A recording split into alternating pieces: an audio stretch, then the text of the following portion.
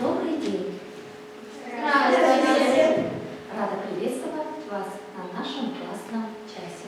Зовут меня Любовь Григорьевна. Садитесь. Для начала я вам предлагаю разгадать загадки. Слушайте. Ароматное варенье, пироги на угощение, вкусные оладушки у любимой бабушки. А где руки? Бабушка. Бабушка. Все догадались, да? Бабушка. Он трудился не от скуки, у него в мозолях руки. А теперь он стар и сед, мой родной, любимый Дед. Дед. Все догадались? Да. Хорошо. Кто для вас бабушки и дедушки? Кто они для вас? Родные люди. Дедушка — это люди, которые заботятся о нас как родители. Молодец. А еще, может, кто-то еще добавит? Родные к сердцу люди. Родные сердцу люди, родственники. А какие они? Назовите их качества. Добрые. Добрые, Трудолюбивые. трудолюбивые. Всегда тебе помогут. Всегда тебе помогут. Хорошо. Заботливые. Любимые. Да? Можно сказать? Терпеливые. Так, это уже как бы не качество, да? Вкусно готовят, это второе. Так, мы много знаем с вами о жизни футболистов, актеров, блогеров. А что мы знаем о тех, кто с нами рядом, близких и родных нам людях? Знаете ли вы о жизни своих бабушек и дедушек, прабабушек и прадедушек? Что им довелось испытать и чем заниматься? Вы знаете? Да. Да, хорошо, хорошо. Все знаете, да? Так. Сейчас они просто для вас бабушки и дедушки, прабабушки и прадедушки. А если сесть и поговорить с ними, вам откроются страницы их жизни. Да? А это история вашей семьи, история нашего народа. Сейчас я вам предлагаю отправиться в прошлое, погрузиться в историю народа. Раньше он народ, наши бабушки и дедушки, очень сильно почитали свой род. Хотели, чтобы он не прерывался, жил веками. У комизурян каждый род имел свой пас. Видно вам? Пас. Родовую метку по-другому. Он передавался от отца к сыну. Понятно? Каждый род имел свою родовую метку. Как еще называли? Родовые пасы. Да. А потом родвуш пасы. Не слышали? Не слышали. Родвуш пасы. Так, эти родовые, сейчас я вам покажу. Родовые пасы жители деревни Базюс. Откуда я сама? Вот так выглядят. А вот эти родовые пасы жителей села Вольгина. Видно вам, нет? Да. Можете подойти, посмотреть. Видно? Да. Хорошо. Ребята, как вы думаете, для чего нужны были эти знаки? Как вы думаете? Подумайте, для чего они были нужны? Чтобы мы знали, кто наши предки. Так, еще. Чтобы изучать язык, может быть, других народов. Других народов. Так. Чтобы как-то различать. Да. Вот правильно, верно. Чтобы отмечать личную вещь, да, собственность какую-то, да. Посмотрите, здесь в белке уже плохо видно, тоже там родовые пасы. И вот это лопата. Видно? Да. Так, пас ставили на документах, люди-то были неграмотные, да, и как подпись ставили свой родовой пас. Так, ну вот, я и рассказываю вам, да. Чертили на домах, на орудиях труда, утвари, лодках, вырезали на деревьях, отмечая таким образом границы охотничьих угодий. Как вы считаете, а зачем еще нужны были такие пасы? Вот Сережа хорошо сказал, что отмечать личную собственность, а еще для чего? Всех не знали свою семью, и чтобы... Ну вот это и есть личная вещь и как бы отличие, да? Отличие. Можно ли использовать такие знаки для защиты? Да. Да? Можно, да. Также каждый пас имел свое значение и магическую силу. Он оберегал семью. Мужчины надолго уходили на охоту, дома оставались только жены и дети. И вот в какой-то мере обереги защищали семью от несчастий. Оберег появился от слова «оберегать», предмет, которому прописываются магические силы, который должен принести счастье и уберечь от потерь. Обереги делали только для самых родных и дорогих людей. Кто догадался, что мы с вами будем делать сегодня? Оберег. А для кого? Для самых Да, для самых любимых, дорогих людей. Вот для бабушек, для дедушек. Можно сестре, да, можно и сестре. Так, может быть, кто-то знает, как выглядел ваш родовой пас? Не знаете, да? Хотите, чтобы он у вас был? Да. Так, перед тем, как создать подарок, посмотрим еще на картину.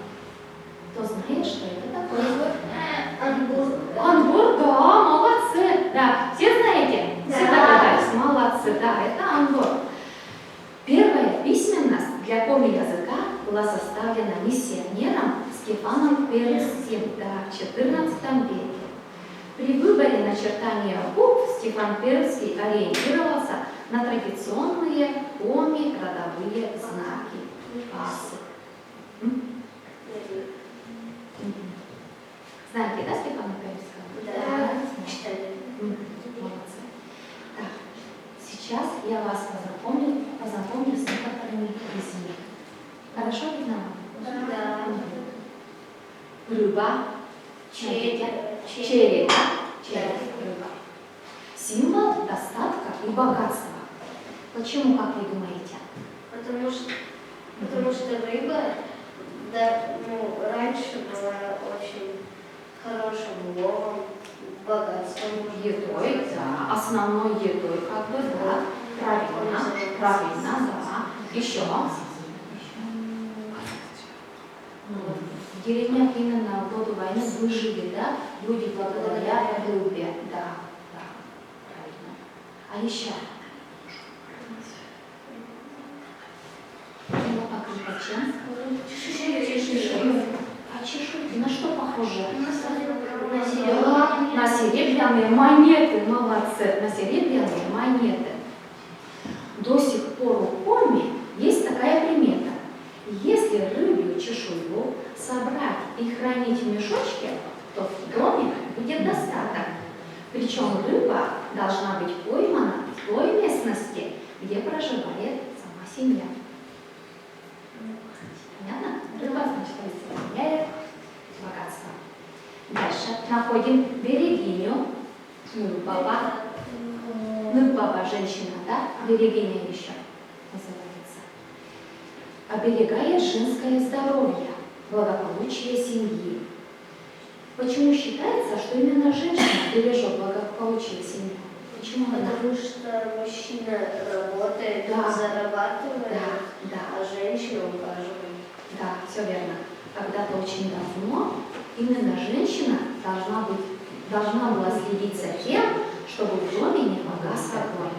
Огонь – это тепло, свет и приготовление пищи. Да? Так.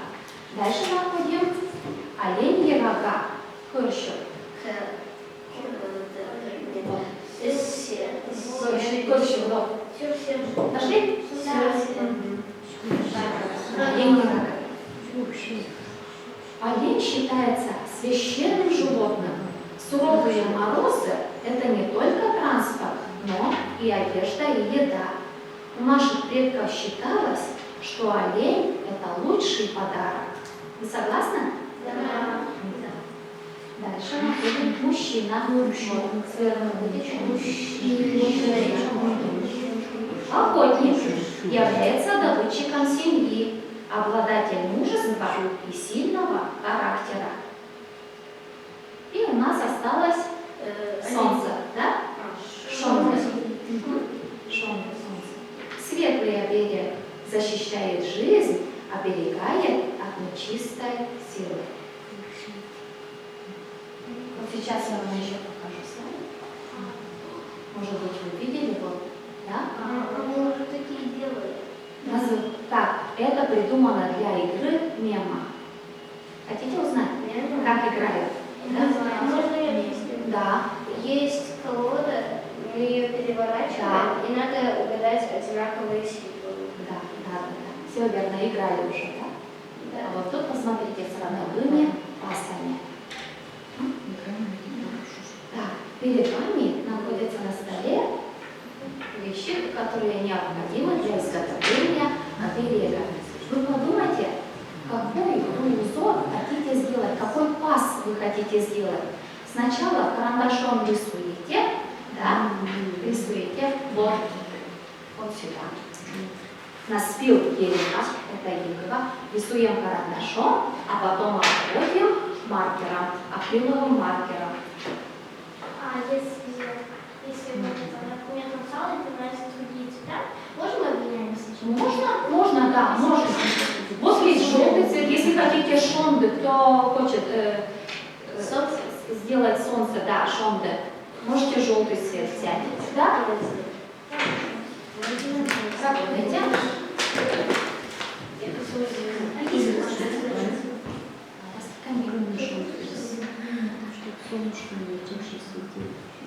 Можете свое что-нибудь придумать? Можете отсюда взять?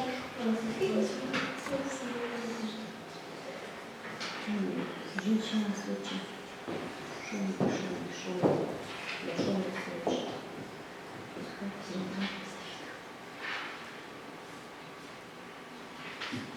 Получается? Да.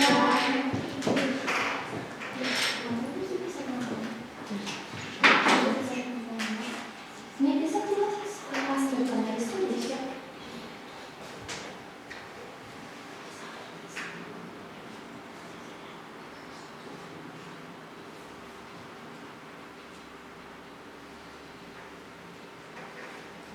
А можно сделать с двух сторон? Пока только все уже сделано, да? Можно? Можно это каждому, да. Каким цветом можешь?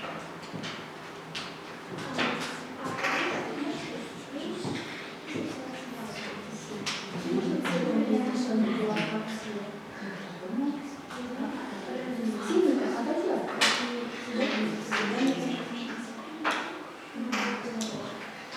Подождите, чтобы маркер писать. А можно желтый? Подожди, пожалуйста.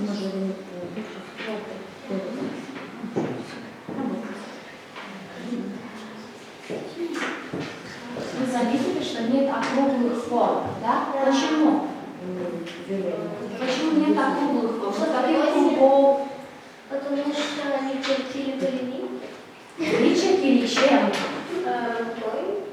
Чем? На дерево. А чем? Пасы делали на дерево? Ножом. А ножом вот такие округлые. Неудобно, да? Да.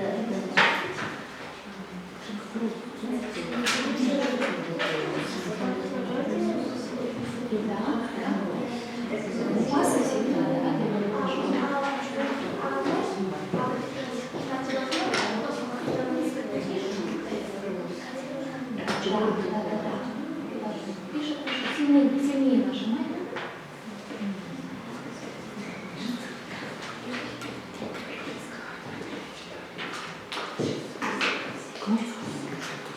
Нет, да. Что он будет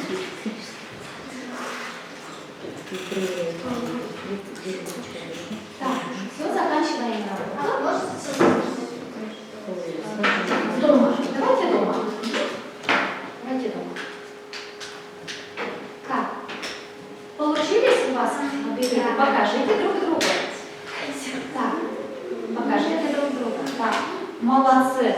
Молодцы, красиво получилось. Так, что интересного узнали на сегодняшнем классном часе? Что интересного узнали? Что такое косы? Что такое часы, да. Ага. Коля, заряд. Так, хорошо. Для чего они нужны были? Чтобы обозначать личные... Собственную вещь. Да, правильно, правильно. А, ребята, как можно сейчас использовать? Играть А? Играть. Да, хорошо. Можно использовать вас в основе семейного верба. У вас в 4 классе будет такой предмет спецпроект. Вот там есть такое задание. Придумать верб семьи.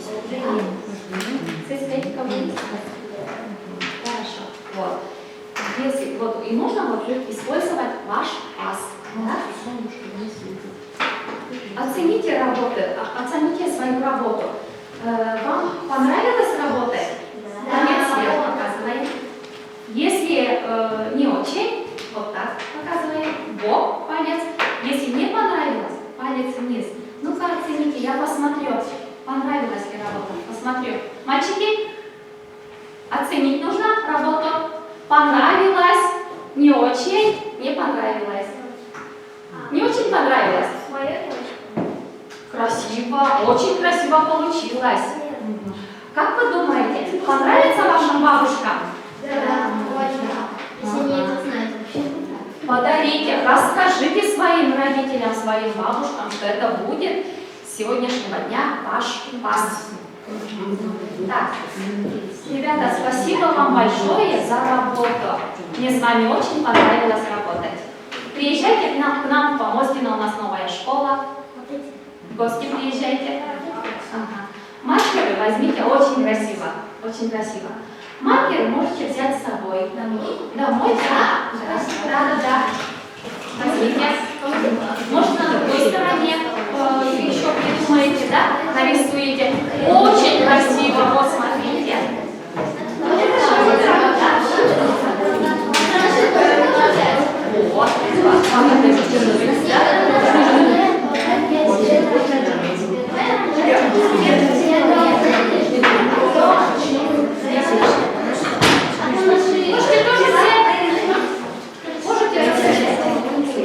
Возьмите карандаши тоже в подарок, возьмите за вашу работу.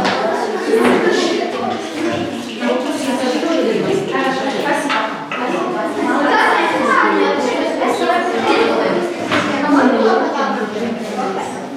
Возьмите свой класс.